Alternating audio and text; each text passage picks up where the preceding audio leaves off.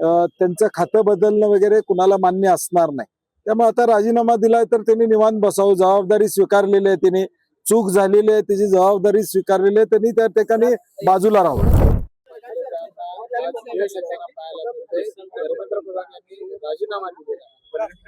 तीन महिन्यापूर्वी नीटचा घोटाळा ज्यावेळी पुढे आला त्यावेळी काँग्रेसचे नेते राहुल गांधींनी हा मुद्दा पहिल्यांदा या देशामध्ये आणला आणि छात्रों की गूंजच्या माध्यमातून हा मुद्दा देशव्यापी नेण्याचं काम राहुल गांधींनी केलं। त्यानंतर या देशामध्ये जेनझी म्हणजे तरुणांनी देखील यामध्ये प्रचंड मोठा पुढाकार त्या ठिकाणी घेतला।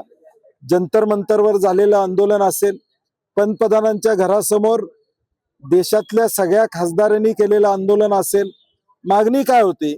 एका बाजूला कोट्यावधी युवक युवती या देशातले संघर्ष करत होते, मागणी एकच, धर्मेंद्र प्रधानांचा राजीनामा या ठिकाणी व्हावा अशी मागणी होती। आणि मला वाटते हा या देशातल्या युवक आणि युवतींचा आवाज शेवटी सरकारला ऐकावं लागलं। हा विजय या देशातल्या सच्चाईसाठी लढणाऱ्या तरुण आणि तरुणींचा आहे। संविधान टिकलं पाहिजे आणि लोकशाही टिकली पाहिजे यासाठी लढणाऱ्या या सगळ्या देशातल्या तरुणाईचा हा विजय असं म्हणावं लागेल।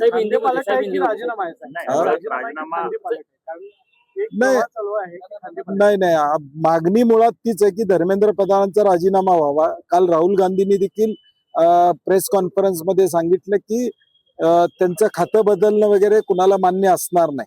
त्यामुळे आता राजीनामा दिलाय तर त्यांनी निवांत बसावं, जबाबदारी स्वीकारलेली आहे, त्यांनी चूक झालेली आहे, त्याची जबाबदारी स्वीकारलेली आहे, त्यांनी त्या ठिकाणी बाजूला राहावं।